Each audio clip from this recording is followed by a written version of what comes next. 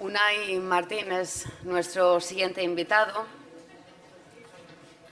licenciado y doctor en Sociología, Investigación y Técnicas de Mercado.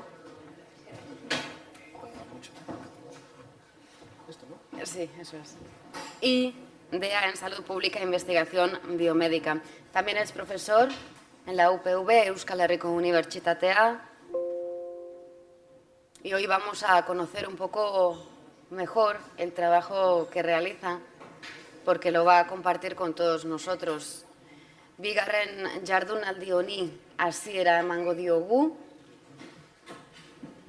Unai Martín, eskerrik asko gure artean egoteagatik eta zurea da hitza. Vale, eskerrik asko. ¿Se oye? Sí, ¿no? Vale, gracias a todas y todos por venir, gracias a la organización por invitarme. Yo también soy otra víctima de Xavier. No te escapes que soy otra víctima de Xavier. Y yo también, como Imanol, soy un intruso en este tema. No trabajo el tema de los cuidados, yo trabajo básicamente en los determinantes sociales de la salud, que también es el cuidado, pero bueno, entre otras cosas, y algo de demografía, porque en este país pues me ha tocado por eliminación. Y bueno, lo malo es que no tengo el conocimiento ni la capacidad de Imanol para haceros pensar. No, yo creo que oír Imanol es un gusto, te descubre cosas que dicen no puede ser que sean verdad y no las supiéramos antes, las habré inventado. Entonces, bueno, yo lo que he tratado, voy a tratar por lo menos de... A ver, el encargo de Xavier fue, a ver si... ¿Cómo me dijo? A ver si les quitas... Ahora que no está, voy a hablar de él como si... A ver si les quitas un poco de miedo con esto de la demografía y todo esto. Claro, el problema es que Xavier me oyó hablar un día 5 minutos y dice, ¿les cuentas eso? Y claro, cuando vi el programa con 1 hora, dije, pues es que bailar tampoco sé, entonces no sé muy bien lo que voy a hacer. Yo me conformo con que os quedéis con una idea, alguna idea de las que digo, he preparado muchas cosas para, bueno, con eso de que vas con miedo y tienes que tener cosas. Pero bueno, voy a hablar y ya vamos. Básicamente lo que voy a hablar es un poco de la evolución demográfica de Euskadi, ¿no? ¿Qué está pasando? Un poco lo que todos ya sabemos, más o menos. Y me centraré en el envejecimiento poblacional, porque es como nuestro gran monstruo, ¿no? Ese monstruo al que todo el mundo apelamos, a que mucha gente apela, para justificarse, para ponerse para todo. Vamos a hablar un poco del envejecimiento y sus derivas. Claro, principalmente pues las derivas clásicas son pues, las pensiones, el sistema sanitario y bueno, yo creo también algo de los cuidados. Entonces, repasaremos un poco esas derivas, yo os daré mi opinión, hay algunas gráficas que os pondré gráficas, hay algunas ideas que son, bueno, si a alguien le parece que no estoy diciendo, pues que lo diga, porque también he intentado buscar algo que pueda provocar algo en vosotras y vosotros y terminaré un poco hablando de demografía y cuidados, es decir, centrándome un poco en la deriva que tiene la evolución demográfica en los cuidados y lo que yo creo que tenemos que prestar atención. Bueno, si hablamos de evolución demográfica, lo primero que tenemos que hablar, lógicamente, es de nacimientos y defunciones, ¿no?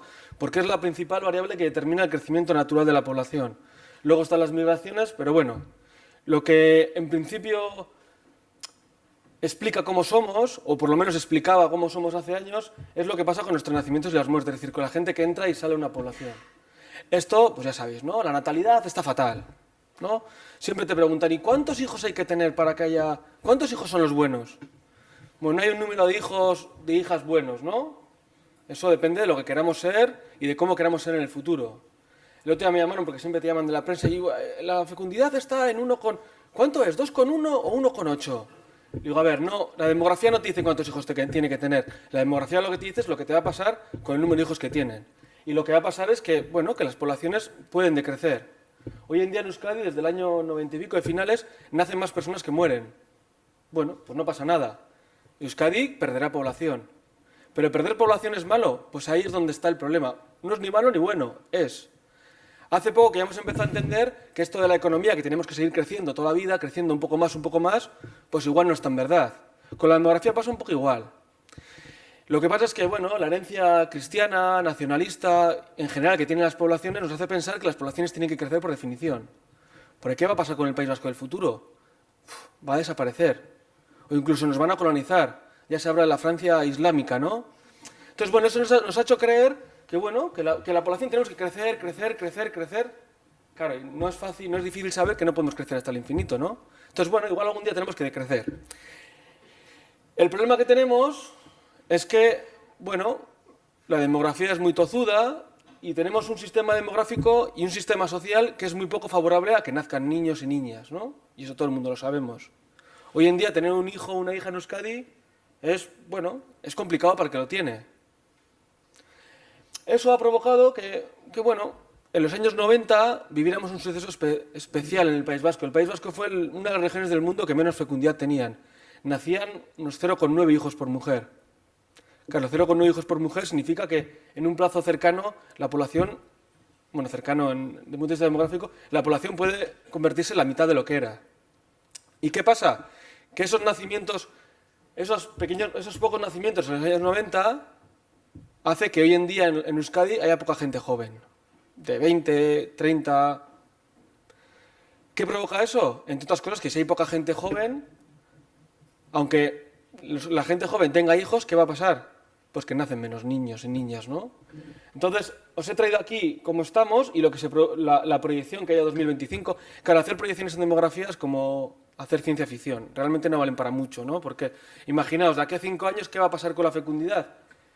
Pues igual, yo que sé, hay un reality de estar embarazada y se pone de moda. Empezamos, y claro, pues eso es imprevisible, ¿no? Imaginaos la crisis, lo que pasó. En el 2007, cuando Linda hacía sus proyecciones de natalidad, la natalidad seguía subiendo, claro, seguían llegando inmigrantes que tenían hijos. ¿Y qué pasó en el 2008? Pues que la natalidad en España comenzó a descender bruscamente, lo que no ha pasado en Euskadi, y eso nadie lo prevía. También es verdad, en favor de estas proyecciones que hace Eustat y todo esto, es verdad que la demografía es una variable que es muy fácilmente predecible, porque depende básicamente de una cosa, de dos cosas, de la intensidad de la fecundidad, es decir, el número de hijos que se tiene por persona y del número de personas que hay en edad de tener hijos. Y lo que está claro es que al 2025 el número de gente joven va a descender. Eso lo sabemos casi seguro. ¿Por qué? Porque esos que van a tener hijos en el 2025 ya están en Euskadi, les veis por ahí, ¿no? Tienen 15, 20 años, ¿no? Y esos son pocos, aunque la fecundidad se descienda. De hecho, el Eustat aquí hace una especie de... Vamos a pensar que no es que descienda la fecundidad, sino que va a aumentar un poquitín. Y aún así, fijaros cómo sale. Y la mortalidad también es, a no ser que haya un cataclismo, la mortalidad seguirá aumentando un poco por el envejecimiento, pero bueno, seguirá más o menos estable. Porque veis la línea roja, ¿no? Tenemos una mortalidad afortunadamente muy estable. Entonces, bueno, este hecho de que haya pocos nacimientos, de que se diga que haya pocos nacimientos, a veces también nos hace perder la perspectiva histórica, ¿no? Os he traído este gráfico queriendo, para que también, cuando utilicéis un gráfico como estos, tengáis una cosa en cuenta. En el año 75 se empieza a tener estadísticas del movimiento natural de la población más o menos buenas, ¿no? Porque antes era un poco lío, bueno, hay estimaciones.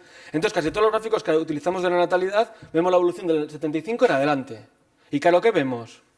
Joder, fijaros lo verde, ¿no? Madre mía.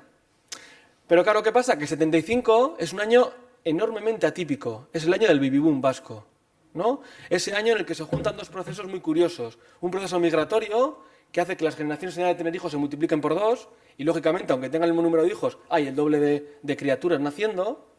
Y un periodo histórico en el que conviven dos generaciones de mujeres, unas más jóvenes y unas más mayores, en el que las jóvenes adelantan su fecundidad y las mayores la habían atrasado. Entonces coinciden en el tiempo mujeres mayores que lo están teniendo tarde porque, bueno, pues por una cuestión, bueno, histórica, y mujeres jóvenes que lo están teniendo antes. Entonces, ¿qué pasa en los 70? Algunos de vosotros sois hijos de este baby boom. La natalidad fue anormalmente alta. Entonces, claro, como no vemos esta parte del gráfico, tendemos a pensar que siempre había sido así. Y además, la demografía es muy de la vida cotidiana, ¿no? Y la gente es que antes tenían 14 hijos. Claro, también pasa que los 14 que tenían 14 hermanos lo cuentan. Los que tenían un hermano, solo hay uno para contarlo. Y los que no tienen nadie, no lo cuenta nadie. No, parece broma, pero no es broma. Y eso crea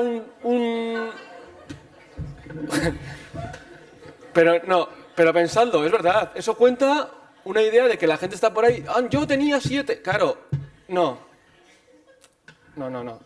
La natalidad no era así tampoco. Entonces, eso lleva a incluso pensar, porque si os pregunto, ¿qué está pasando con la natalidad en Euskadi? Está descendiendo, ¿no? Incluso yo, en un curso que di, os voy a poner una pregunta que hacía el gobierno, que era muy curiosa, tenía que haber traído, me arrepiento. Pero bueno, era una pregunta que hacen estos estudios de opinión que decían, empezaba la pregunta, en Euskadi la natalidad lleva descendiendo no sé qué. ¿Qué crees que va a pasar? ¿O cuál crees que es el problema? Claro, fijaros, si hacemos el zoom desde el 90, la natalidad no lleva descendiendo. La natalidad lleva aumentando desde el año 94, que el año 94 hace ya 20 años ya.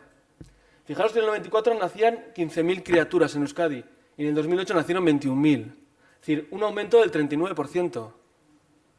A ver, no está descendiendo la natalidad, o no estaba descendiendo. Eso también forma parte del imaginario colectivo que tenemos en torno a la demografía, a la natalidad, a lo que es bueno. Es verdad que para 2025 se reducirá un 30%. Y esto es así, bueno, es lo más probable, por lo que os decía, por el tamaño de las generaciones en edad de tener hijos, y porque hay una cuestión que se llama en demografía como la trampa demográfica, que es cuando un país entra en una fecundidad muy baja, entra como en un círculo vicioso, porque nacen pocas criaturas, ¿no? Esas criaturas cuando se van haciendo mayor son pocas, como nos pasa en Euskadi, y como son pocas, tienen menos niños y niñas. Entonces, ¿y qué pasa? Además, la sociedad dicen que se va haciendo antinatalista. ¿Por qué? Porque los niños y niñas no se ven por la calle. Entonces, la gente joven empieza a ni plantearse eso de tener hijos. ¿Por qué? Porque no se ven. Y como no se ven, la gente no los tiene. Entonces, se habla en la literatura internacional de que es muy difícil salir de esta trampa demográfica, ¿no? Pero bueno, también es verdad que nosotros tuvimos en el 94 0,9 y salimos. Ahora tenemos 1,4. Bueno, está más o menos ni bien ni mal, es 1,4. La segunda vertiente del crecimiento y la importante para el envejecimiento, porque esto es importante para el envejecimiento poblacional, porque claro, si nacen menos niños que antes, menos niñas, fijaros que nacen casi la mitad de los que nacían en el 75, el peso de la población infantil y joven se va haciendo más pequeño. Y lógicamente, aunque hay el mismo número de personas mayores, esas personas tienen más peso poblacional. Pero el segundo proceso es el descenso de la mortalidad. Os he traído aquí la esperanza de vida porque este es un gráfico que me encanta. Me encanta no porque sea bonito, porque bueno, es un gráfico muy sencillo, pero nos habla de yo creo, el mayor éxito social que hemos tenido en nuestra población. Y es que hemos conseguido en 30 años ganarle a la vida 10 años. Bueno, 10 mujeres, 11 hombres. A ver, es un montón. Que alguien venga de repente y te dice, vas a vivir 10 años más, es mucho. Y es mucho porque gran parte de los procesos sociales están explicados por este descenso de la mortalidad. Pero el descenso durante el siglo de la mortalidad explica muchas de las cosas. Pensad que al principio del siglo en Euskadi, el siglo pasado, la esperanza de vida era 30 años. Cuando se vive 30 años, cuando la gente espera vivir 30 años, cuando los nacimientos, cuando un niño y una niña que nace es más probable que se muera antes de cumplir los 5 años que siga vivo, la sociedad es muy distinta. A ver, nadie estaría hoy aquí.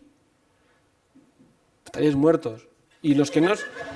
Bueno, y si alguien tiene menos de 30 años, estaría tan cerca de morirse que no creo que perdiera el tiempo viniendo aquí a ver y aprender sobre cuidados. Entonces, bueno, y fijaros, desde el punto de vista de los roles de género, claro, las mujeres con una esperanza de vida de 30 años, ¿qué es lo que pueden hacer en la vida?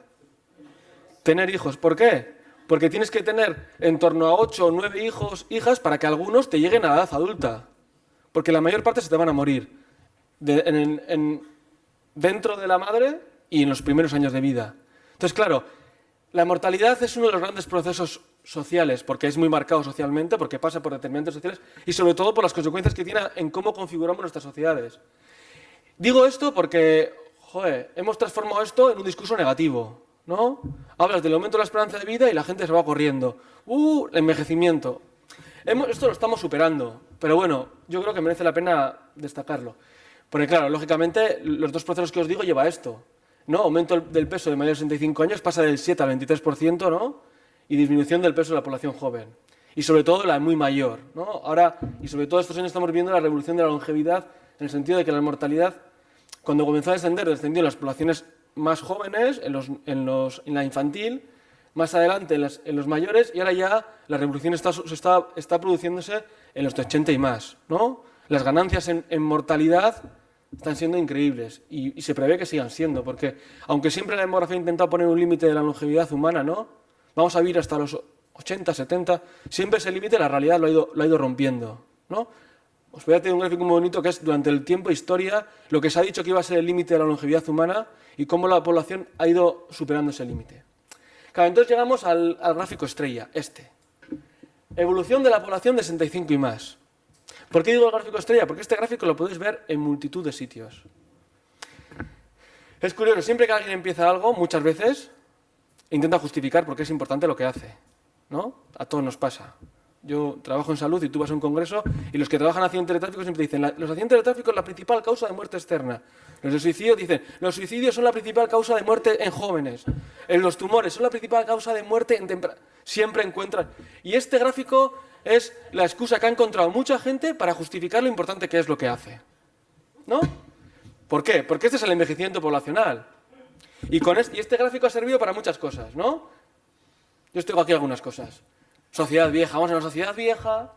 Algunos han encontrado nicho de mercado en este gráfico y dicen, fíjate, invierte en mi empresa porque... Y te pone el gráfico, ¿no? Vamos a hacer tecnologías porque inactividad, el sistema de pensiones va a quebrar. A ver, esto todo el mundo lo habéis visto, ¿no? Siempre se empieza así, ¿no?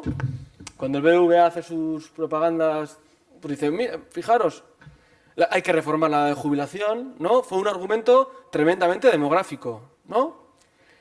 Va a aumentar la carga de enfermedad, va a aumentar el gasto sanitario, el sistema sanitario es insostenible, porque fijaros cómo aumenta la población mayor.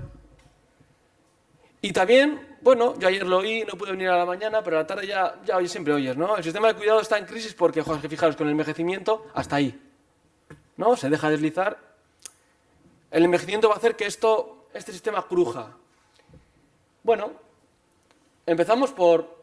No sé, ¿llevará el envejecimiento al colapso a la sociedad vasca? ¿Nos desapareceremos?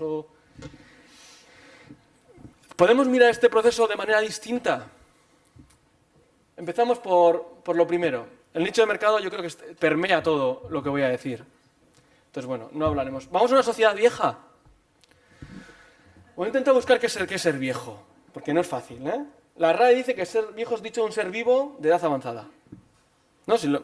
Vale. Y Google, que ya es más que la RAE, que tiene una edad avanzada y está en el último periodo de la vida, que sigue a la madurez.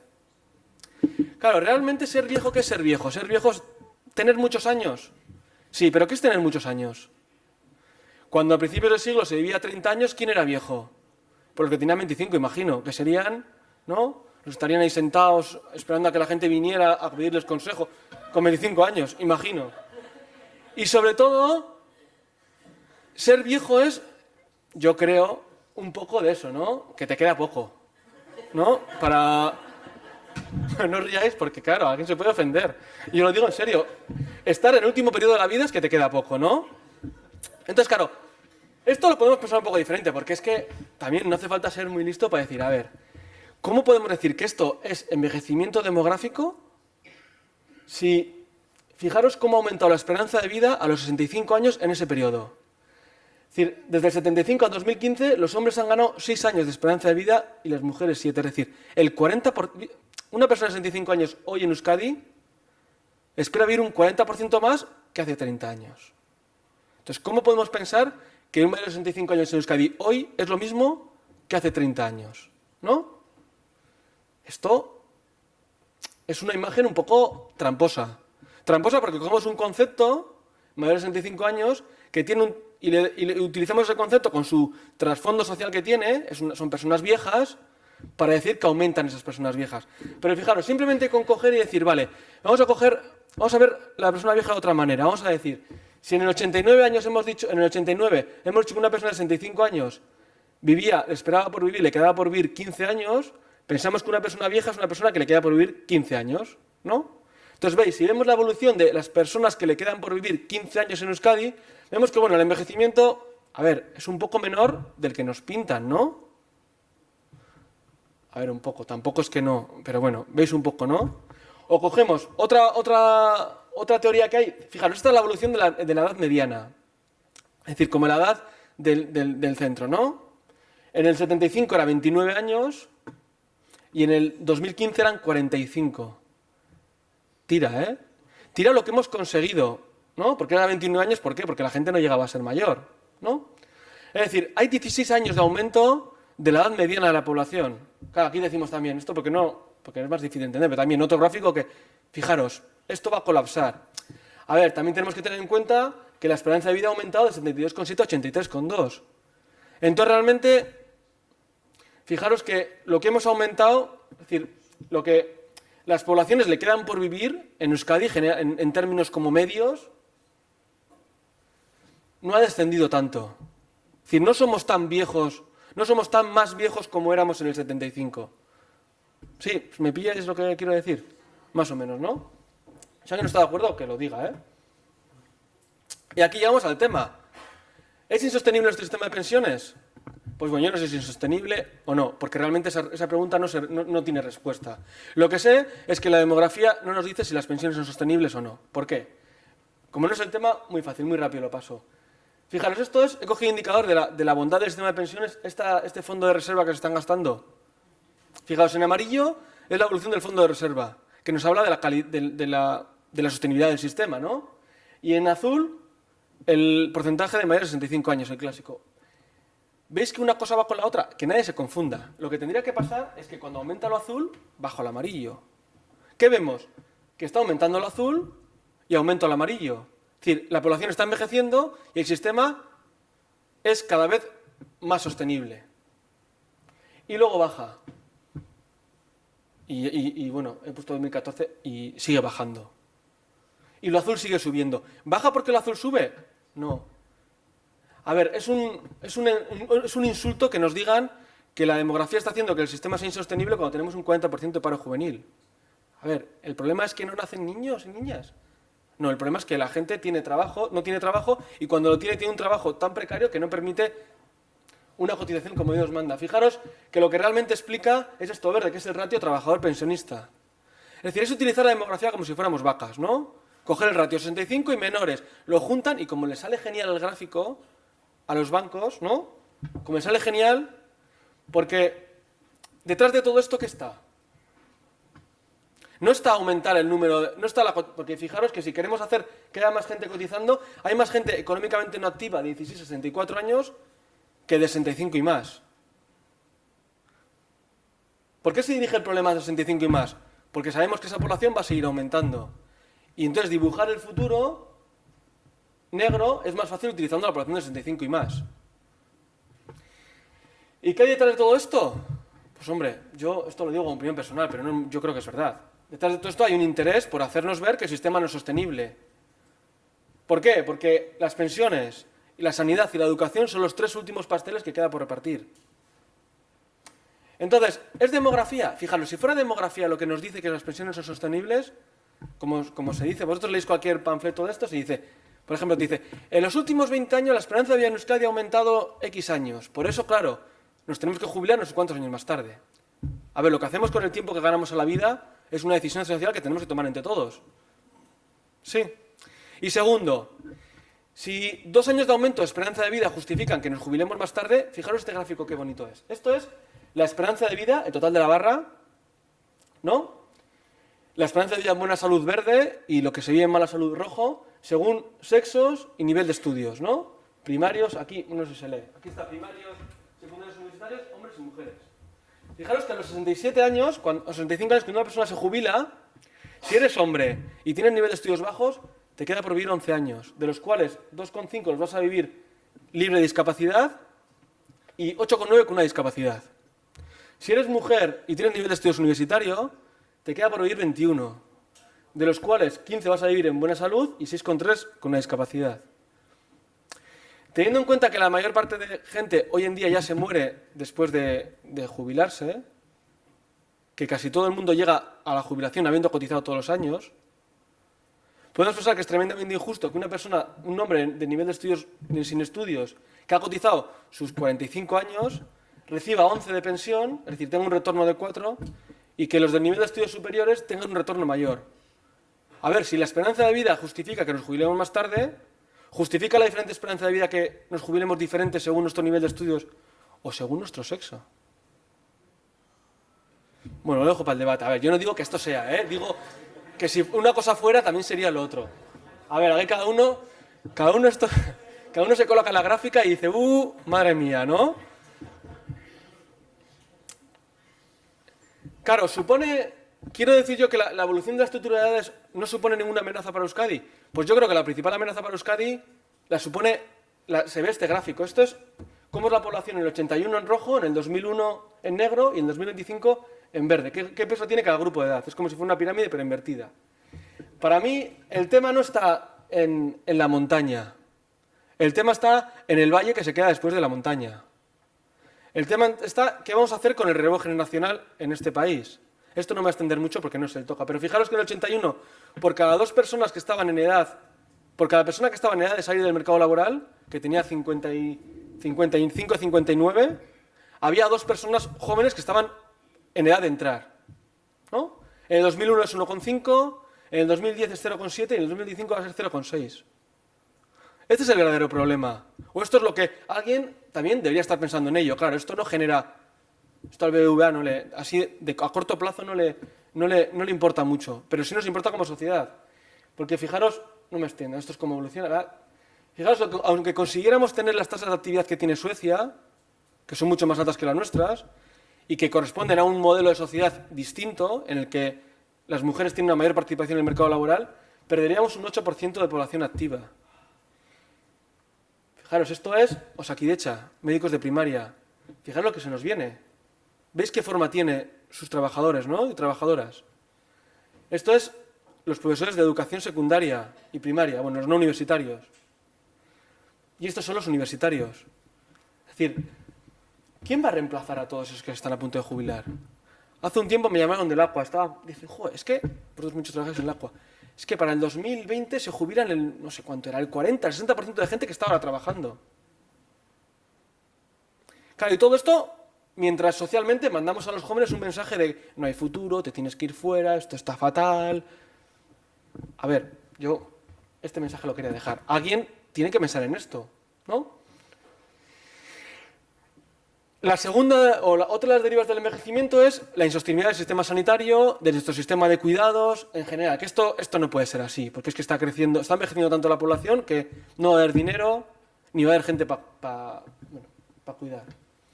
Lo mismo, vemos la evolución de las mayores de 65 años para utilizar esto, cuando, yo qué sé, cuando el Departamento de Salud habla del plan de salud, dice, es que el envejecimiento de la población, y planta este gráfico, ¿no? ¿Realmente tenemos que mirar esto? ¿O no sería más normal que miráramos cuánta gente hay con discapacidad o con necesidad de cuidados? Fijaros, esto es según la encuesta de salud, una encuesta oficial, ¿no? De las que hace el gobierno. Esto es la evolución de las personas que necesitan cuidado, que viven en familias y necesitan cuidado. Aquí no están los institucionalizados, pero bueno, su número está más o menos estable también. Fijaros que la necesidad de cuidados no aumenta paralelo al aumento de los mayores de 65 años. Y me pareció tan raro esto que dije, voy a utilizar otra encuesta. Totalmente distinta. La encuesta de condiciones de vida. Esto es la evolución. A ver, veis, aquí veis en términos absolutos y la otra es en porcentaje sobre el total de la población, para ver las dos versiones, ¿no? Porque es importante ver cuánta gente hay y cuánta suponen respecto a la población. ¿Qué veis? Esto es la evolución de las personas con una limitación por problemas de salud. ¿Veis que? Digo, voy a coger otra. Encuesta de necesidades sociales. Esta la hace el departamento, el que organiza las jornadas, ¿no? Una el Departamento de Salud, otra Eustat y otra el Departamento de Empleo. Fijaros que la imagen es la misma. Y alguien me puede decir, oye, Unai, claro, estás haciendo trampas. Que eso, un poco sí. Porque claro, tienes un gráfico tan grande, con una escala tan grande que, fijaros, si lo ponemos igual, la historia es la misma. Realmente va a aumentar tanto la necesidad de cuidados, va a aumentar tanto la discapacidad, va a aumentar tanto el gasto sanitario derivado. Claro, el problema es, ¿realmente el descenso de la mortalidad está suponiendo un aumento de la enfermedad? Claro, en esto hay tres teorías. Al principio se creía que sí, ¿no? Hay una teoría que es la de la expansión de la morbilidad que decía, estamos consiguiendo que la gente no muera, pero estamos salvándole al último momento. Entonces, ¿qué estamos haciendo? Pues estamos manteniendo mucha gente en un estado de salud muy malo. Le conseguimos que no se muera, pero a costa de que se quede fatal. Y esto es la visión también que se ha quedado en el imaginario colectivo, ¿no? Hay otra teoría que decía que justo lo contrario. Se llama la compresión de la morbilidad. Que decía, bueno, no. Realmente estamos consiguiendo que la gente no muera, pero también que la discapacidad también se esté retrasando en el tiempo. Y entonces la gente no muere y encima vive menos tiempo con mala salud. Y luego la OMS dijo, pues bueno, igual está pasando una cosa intermedia, que es que están aumentando las discapacidades leves, ¿no? La gente es verdad que vive más tiempo con un problema crónico, pero vive menos tiempo con una discapacidad. Es decir, con un estado de salud que no le permite llevar a cabo las actividades de la vida cotidiana. Claro, ¿qué pasa en Euskadi? Pues fijaros, esto es el gráfico de antes, pero distinto. Esto es la esperanza de vida que os he dicho, ¿no? En verde, la esperanza de vida libre de discapacidad, y en rojito, la esperanza de vida con discapacidad. Y tenéis los diferentes años, del 89 al 2013. Hombres en la izquierda, mujeres en la derecha. Claro, ¿qué está pasando? Pues que lo verde está haciendo cada vez, la barra está haciendo cada vez más grande, ya lo habéis visto antes, pero es que encima lo verde está haciendo cada vez más alto. Y lo rojo, salvo en mujeres en el último periodo, que tenemos que ver qué pasa en el próximo periodo, se está haciendo cada vez más pequeño. ¿Qué significa esto? Que estamos retrasando la edad de muerte y también estamos retrasando la edad de mala salud. Y que el tiempo que se vive con mala salud es cada vez menor. Hombre, así es fácilmente entendido, porque claro, ¿qué tiene que ver el estado de salud de una persona de 65 a 79 años en el 2007 con lo que tenía que ver con el año 92? Casi se parece más un mayor de 65 años en el 2000, ahora en el 2015, casi se parece más a uno de 50 de los 80 que a uno de 65 de los 80. Entonces, claro, estamos confundiendo, ¿no?, dos fenómenos que son claros. A ver, esto no me lo invento yo y como a veces es muy contraintuitivo, fijaros, esto es un artículo que hicieron en Canadá, muy bonito, de las ventajas del envejecimiento demográfico. Ahí hablaban del medio ambiente, de no sé qué, y también del cuidado. Fijaros cómo esto es la no necesidad de cuidado, vivir en un hogar que no tiene necesidad de cuidado y buena salud. Fijaros cómo aumenta, es decir, esto es la edad media a la que se empieza a tener necesidad de cuidados y esto es el porcentaje de la esperanza de vida. ¿Qué es la conclusión? La misma. El envejecimiento demográfico lo que está suponiendo es que la necesidad de cuidados puede que incluso sea menor. ¿Por qué? Porque la gente vive en mejor salud. Esto tiene una deriva para el gasto sanitario. ¿Por qué? Porque el gasto sanitario... A ver, el gasto sanitario, ¿cuándo no gastamos dinero? Pues nos gastamos dinero sobre todo en los últimos meses de las vidas de las personas. ¿Por qué? Porque es cuando el sistema invierte más recursos en salvar a ese que se está muriendo. A veces lo consigue, pero a veces no lo consigue, ¿no? Entonces, claro, si el gasto se produce cuando la gente se va a morir, los últimos 3 meses, ¿qué más da que se muera con 60 que se muera con 70? ¿No? ¿Es verdad? Si utilizáis esto... Entonces, aunque también hay muchos estudios que hablan del envejecimiento, el gasto sanitario, yo no digo que no, pero bueno, por lo menos vamos a ponerlo en cuestión. Y seguro que el gasto sanitario se está produciendo más por el aumento de la tecnología sanitaria, por la presión de las farmacéuticas para hacer medicamentos súper caros y porque el médico se ha convertido en el único sitio al que se puede ir gratis a hablar con alguien. Ese tipo de cosas que no están muy relacionadas con el aumento de los mayores de 65 años. Entonces, claro, ¿qué está pasando con el sistema de cuidados? Pues, bueno, yo creo que por lo menos tenemos que tener cuidado cuando digamos que el sistema va a quebrar porque va a aumentar tanto por el envejecimiento de la población. Bueno, por lo menos decirlo un poco más bajito. Sí.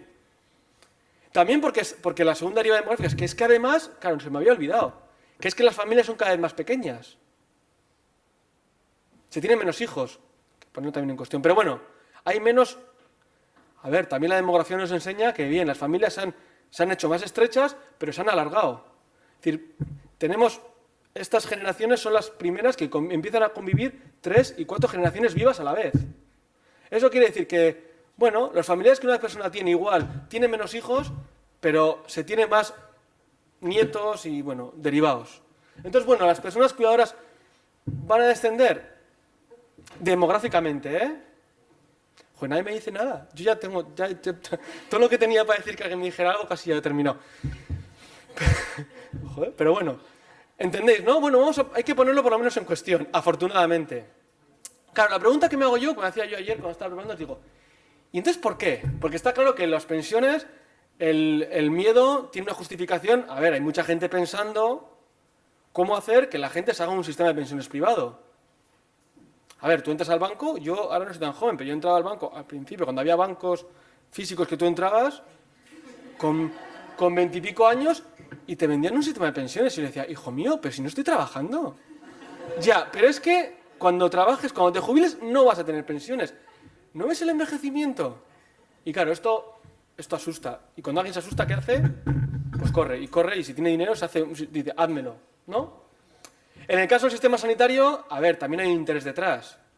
Este gráfico lo he puesto a veces y es que me encanta. Esto es, en azules, el CIS pregunta a la gente cuál es el problema, ¿no? Sabéis, ¿no? Los corruptos, el terrorismo, el paro. En azul tenéis el porcentaje de gente que dice que la sanidad es un problema. Entre los 3 problemas de España, ¿no? Esto es España. ¿Veis cómo a partir de la crisis aumenta? Por la deslegitimación social del sistema sanitario interesada. ¿Por qué interesada? Porque lo verde es el número de personas que tienen un seguro privado. A ver, en Euskadi el gasto privado en salud ya es el 27% de todo lo que nos gastamos. Pero claro, queda un 80 y pico por ciento que son muchos miles de millones por repartir. Si conseguimos que la gente se crea esto de que el sistema no es sostenible, ¿qué va a hacer? Pues el que puede, pues irá corriendo ahí, cruzará la ría y abrazará eso que han puesto de Azcuna ahí, ¿no? Dirá, Dios mío, yo me salvo, ¿no? A ver, yo digo así las cosas, pero que nadie se ofenda, ¿eh? Es que yo todavía que han puesto un monolito así de Azcuna. Que digo yo, joder, ya está agradecida la sanidad privada de Azcuna para ponerle un monolito, ¿eh? Pero bueno, esto no tiene que decirlo. Pero bueno, claro, fijaros la tarta que hay por repartir aquí. Entonces, claro, también me explico que, bueno, que hay un interés por... Cuando todo esto del Real Decreto que prohibía la entrada de los inmigrantes en el sistema sanitario, también, claro, digo yo, ¿cómo no van a prohibirles? ¿Les dejan urgencias? ¿Para qué? Pues bueno, para que vean urgencias y para que pase lo que todo el mundo sabe, que ¿quién colapsa el sistema sanitario? Los inmigrantes. ¿Y qué pasa con el sistema sanitario? Que está colapsado por los inmigrantes. Pues entonces, chicos, pues a ver, yo no voy. Sí, ¿no? Pero claro, el sistema, ¿por qué hemos cogido el discurso del envejecimiento demográfico para el tema de los cuidados? Yo lo dejo en el aire, ¿eh? Porque no lo tengo pensado. Pero, bueno, a ver, ¿quiere esto decir que los cuidados no son un tema relevante? A ver, no, que nadie me entienda mal. Digo que pongamos en cuestiones argumentos que utilizamos, porque cuando utilizamos un argumento que es flojo para justificar algo, la demografía poco tendrá, pero lo que es tozuda. Y al final termina pasando. Termina pasando quiere decir que los años pasan y en el 2016 el sistema de pensiones no ha colapsado, a pesar de que los 80 ya decían que para el 2000, como que decían que había coches que iban a volar, pues tampoco iba a haber pensiones y sistema sanitario pues residual. Entonces, tener cuidado de utilizar argumentos que igual no pasan tanto. Digo que los cuidados son importantes. Fijaros que solo en las personas que viven en hogares hay 115.000 personas que necesitan cuidado. En Euskadi es mucha gente, ¿no? De ellos 77.000 necesidad diaria de cuidado, ¿no? Y que además, ya sabemos, os he tenido algunos datos de Euskadi porque, bueno, ayer vi que no se puso mucho, pero para que veáis, ¿no? Y, bueno, ya sabemos que el sistema de cuidado principal, ¿quiénes son? Pues los familiares convivientes o no convivientes. Que las personas contratadas, fijaros que en mujeres son un poco más altas, ¿no? Es decir, esto es el sexo de la persona cuidada, ¿eh?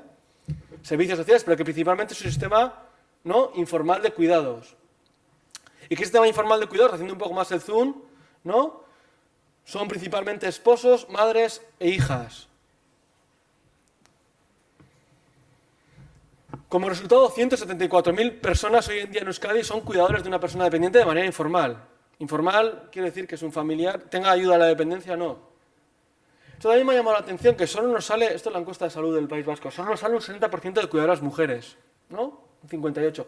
Y que veis que cuando rascamos un poco más, cuidador, que cuida en el hogar, cuando es el cuidador principal es 64% y cuando es una cuidadora sola, es decir, no tiene ningún familiar que la acompañe, ni ninguna institución que la acompañe, ya son el 60%. Es decir, es un problema muy prevalente, ¿eh? Afecta a mucha gente y eso no lo tenemos que perder de vista, ya se justifica por sí mismo. Y, bueno, aquí veis la pirámide del cuidado, ¿no? En verde las personas que necesitan cuidado y en rojito las personas que dan ese cuidado en el hogar. ¿Veis cómo decía, no es una pirámide, es algo que se está ladeando a la derecha y que, bueno, que parece que se va a caer, ¿no? Pero no se va a caer por la demografía. Sí. ¿Y por qué es justificable? Porque, bueno, yo me dedico a desigualdades en salud y todos sabéis que la salud de las mujeres es peor que los hombres. Los hombres nos morimos más porque nos pegamos con el coche, nos matamos, todo eso, pero las mujeres viven con peor salud. Aquí he traído algunos gráficos, esto es la calidad de vida, la buena salud. ¿Y por qué viven con peor salud? Pues un determinante importante de la desigualdad en salud, porque cuando tú hablas esto, la gente dice, ya, es que hombres y mujeres son diferentes, porque los hombres son hombres machos y las mujeres son... Entonces, bueno, a ver, la salud de las mujeres es diferente, es desigual, es peor por diferentes cosas. Y entre ellas, uno de los determinantes importantes es este rol de cuidadora, ¿no? Yo os doy algunos datos que hicimos hace unos años, y fijaros cómo, ¿no?, la salud mental se multiplica por 2 en las cuidadoras respecto a las no cuidadoras, que el impacto es menor en hombres, es decir, primero cuidan más y por eso les impacta más, y cuando cuidan, el cuidado les afecta más a las mujeres cuidadoras que a los hombres cuidadores. Claro, ¿por qué? No porque sean más débiles, porque las mujeres cuidan más y cuidan más situaciones en más soledad, situaciones de más intensidad, ¿no? Cuando hicimos esto, dijimos, ¿qué está pasando? Y en un cualitativo nos salió, claro, hicimos un cualitativo con hombres cuidadores, y eran como hombres que tenían toda a su disposición para cuidar, ¿no? Gente que les ayudaba para poder hacerlo, para seguir yendo con los amigos a tomar no sé qué. Realmente cuando ajustamos por intensidad de cuidado, cuando el hombre cuida una carga elevada de cuidado, el efecto sobre la salud es igual que las mujeres. Pero claro, las mujeres cuidan más, cuidan situaciones de más intensidad, y esto es un determinante importante sobre su salud. Es decir, a ver... Y claro, estamos hablando del cuidado, he hablado todo el rato del cuidado a personas dependientes por salud, que sobre todo son personas mayores. Pero claro, ¿qué pasa con otros cuidados? Con los cuidados a los hijos y las hijas. ¿Veis estos datos de 2003 también, no? Fijaros, aquí tenéis, os voy a pasar rápido, aquí tenéis las personas que no cuidan, de 45 a 64, los que cuidan en el hogar, los que cuidan fuera del hogar. Y veis hombres y mujeres. ¿Veis el impacto que tienen en mujeres sobre su salud? Esto es la mala salud. O sobre su salud mental, estos síntomas de ansiedad o depresión, convertida en cuidadora, sobre todo en el hogar, ¿no?, respecto al impacto a veces menor en hombres. ¿Por qué os decía que qué pasa con el otro cuidado? Porque hay otro cuidado, que es el cuidado de los niños y de las niñas, ¿no? Y esto es un gráfico que hicimos hace unos años, que lo he traído aunque sea muy viejo, pero bueno, porque me gusta, porque fijaros, esto cogimos y dijimos, vamos a ver cómo la gente usa el tiempo, ¿no? Gente joven, 25 a 44 años. Cuando no tiene hijos, cuando tiene un menor de 5, un menor de 10 y un menor de 15. Entonces, ¿qué pasaba? Pues lo que ya el sentido común nos dice. En una pareja, cuando aparecía el menor de 5, ¿qué hacía el hombre? Veis que aumentaba su trabajo remunerado, el tiempo que dedicaba a trabajar. Alguien decía, bueno, es que eso es para ganar más dinero, porque el niño tiene mucho, las niñas tienen mucho, ¿no? Otros decían que era por escaparse de casa, pero bueno, la cosa es que, fijaros, el trabajo doméstico casi no aumenta, y fijaros lo que pasa en mujeres, ¿no? Cuando tenían un hijo, disminuía su trabajo remunerado, aumentaba el trabajo doméstico y, por supuesto, aumentaba el trabajo de cuidado. Claro, esto, yendo un poco más allá, es todavía peor, ¿no? Ayer alguien hablaba de... Claro, es que no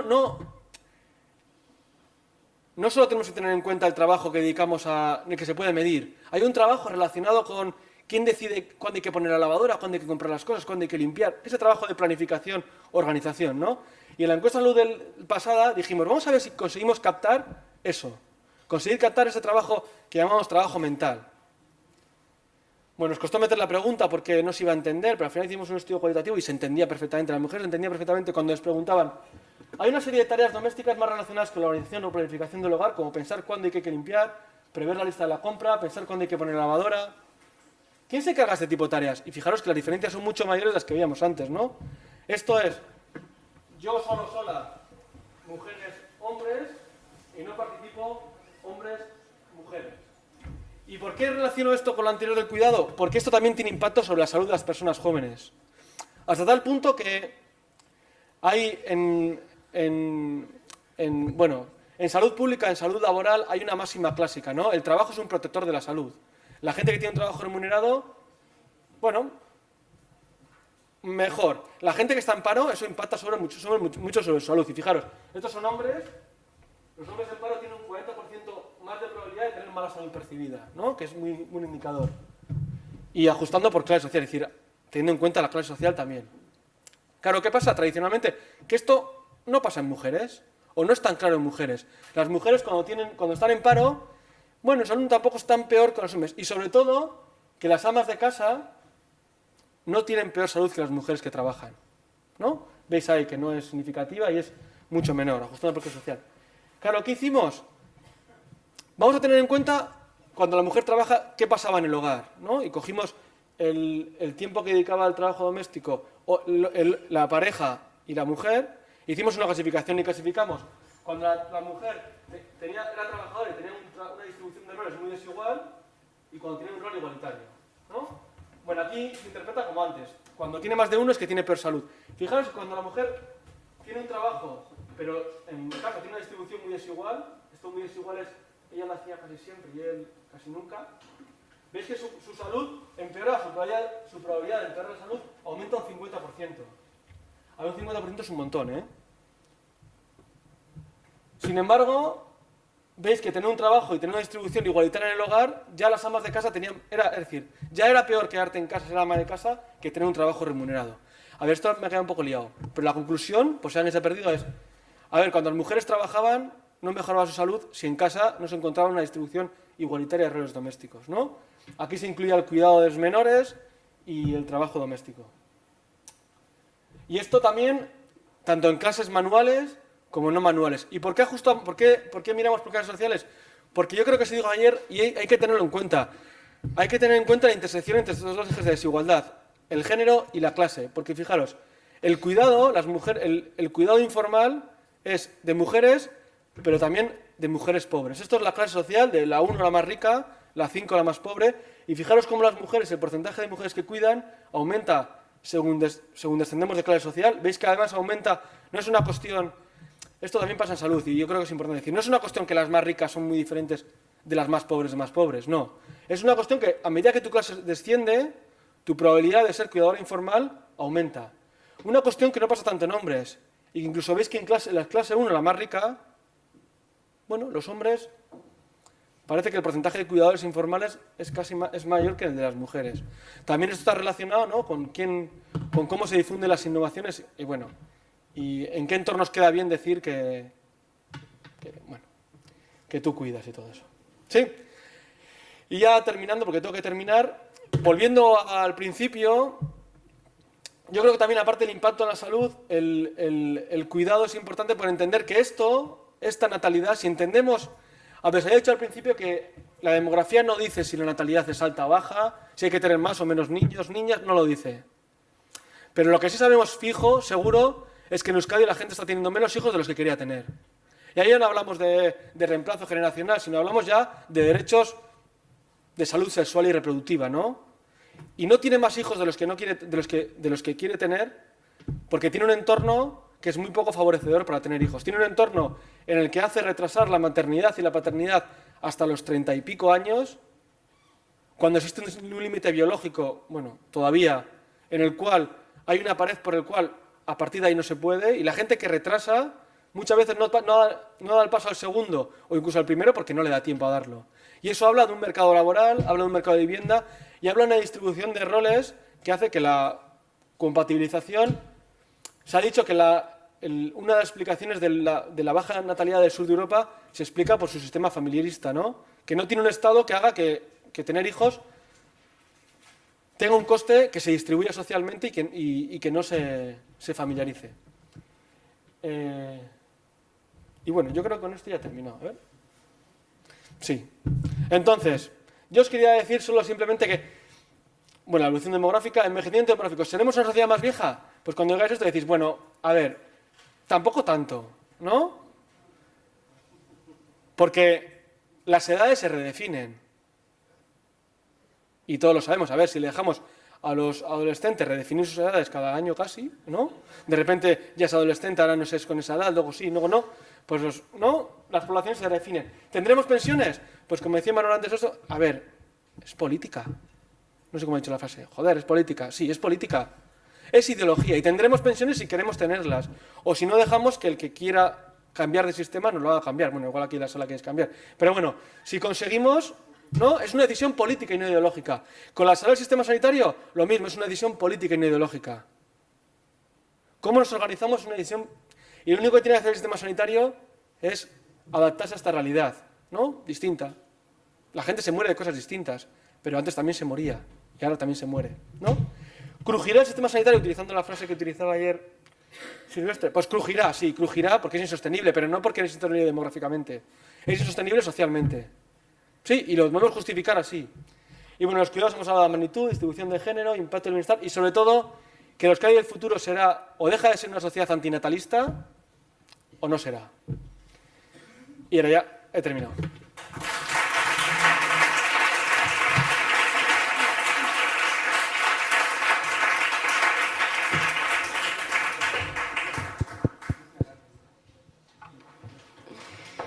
Bueno, eskerrik asko Unai, zure aurkezpen honegaitik, muchas gracias. ¿Alguna pregunta o tal vez alguna reflexión? Cambio de punto de vista, tal vez. O alguien que diga que no. A ver, que yo Alguien venía que no preparado, esté de que dice la acuerdo. gente, no, no has tenido en cuenta que...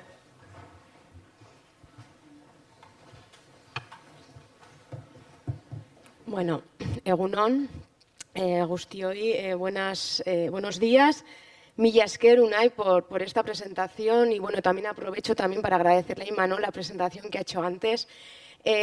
Bueno, me habéis hecho pensar, me habéis replanteado muchísimas cosas y sobre todo, bueno, tengo muchísimas ideas, no sé si voy a ser capaz de transmitirlas todas de manera ordenada, ¿no? Pero sí que, bueno, establezco ciertas conexiones en algunas cuestiones que tú has planteado y que yo también venía pensando y con algunas cuestiones que también ha adelantado Imanol, ¿no?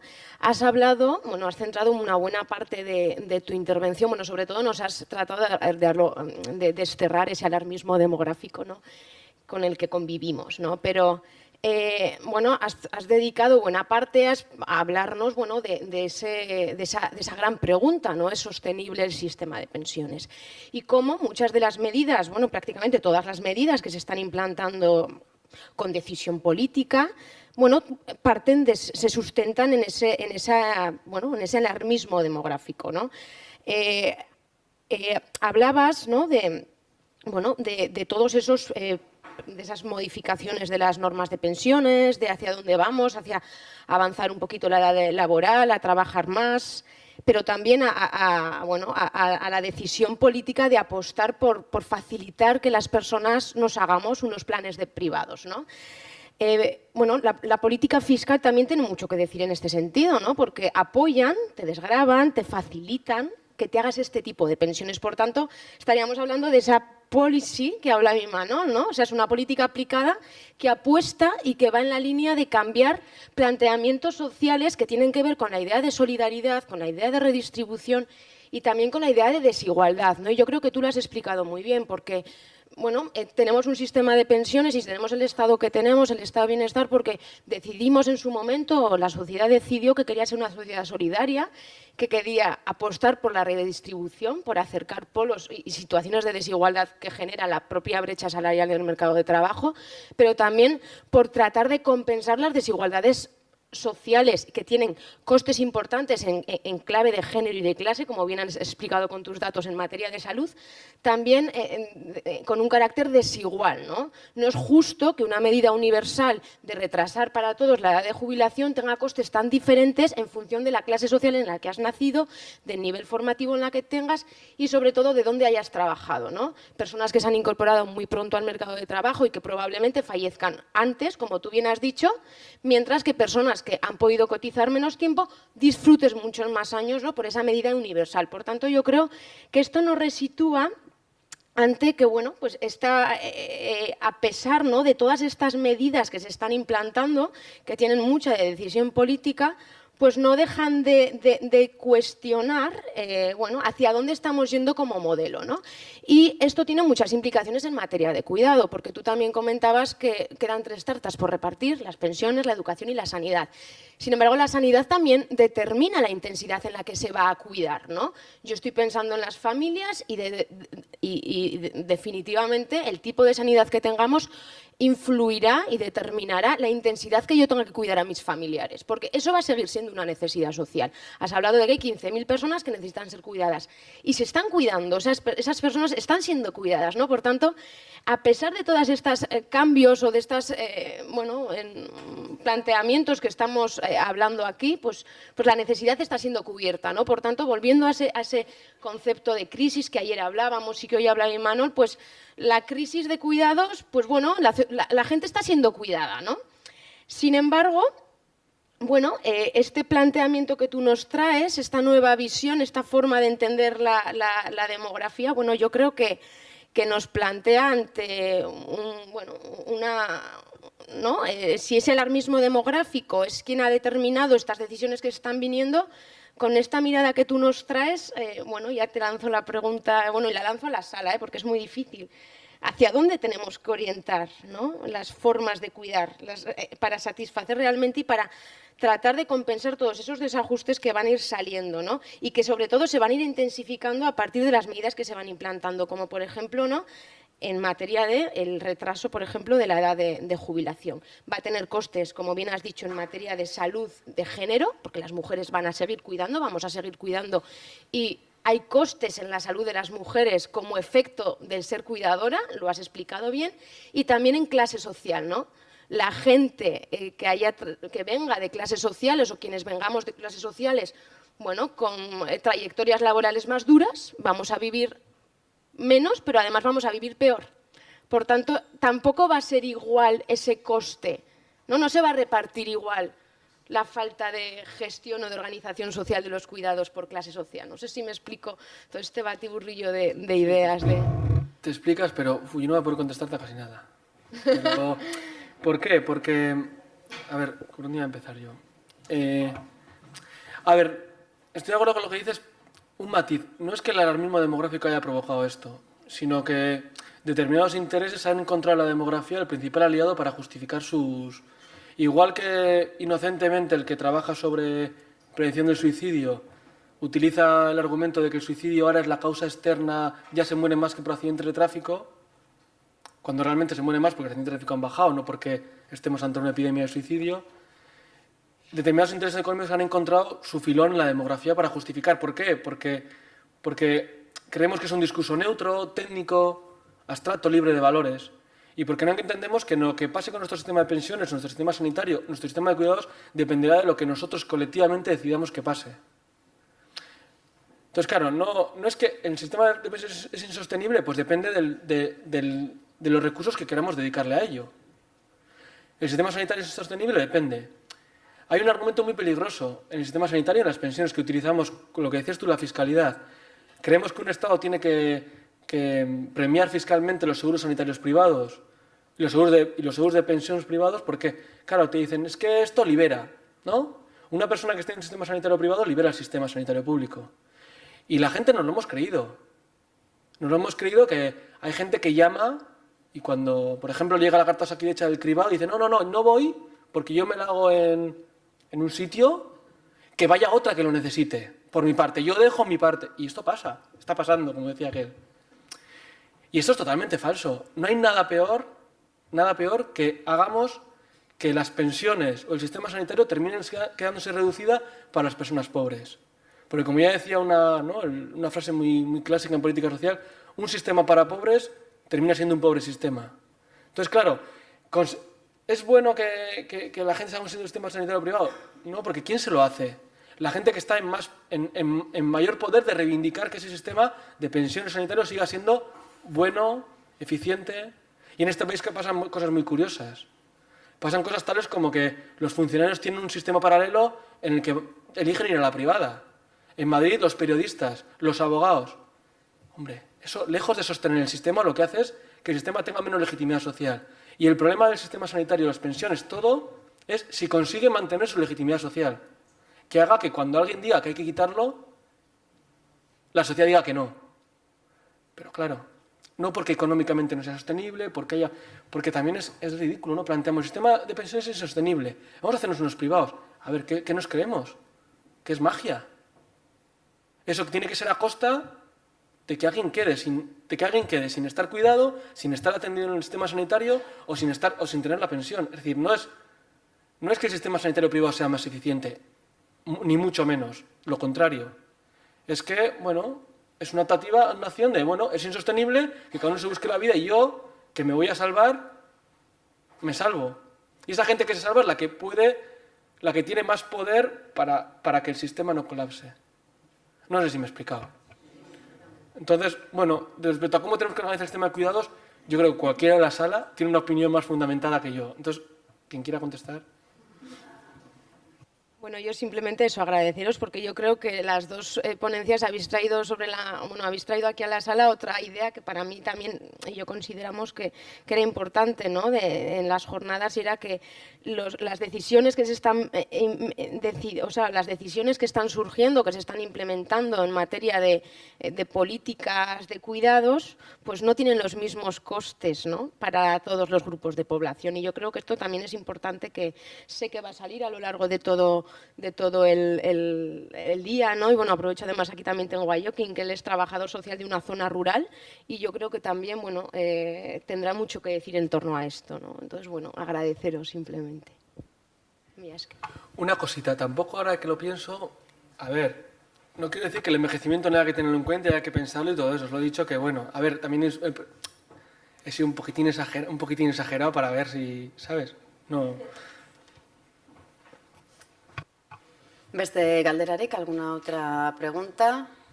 Si no, directamente, que disfrutéis del café.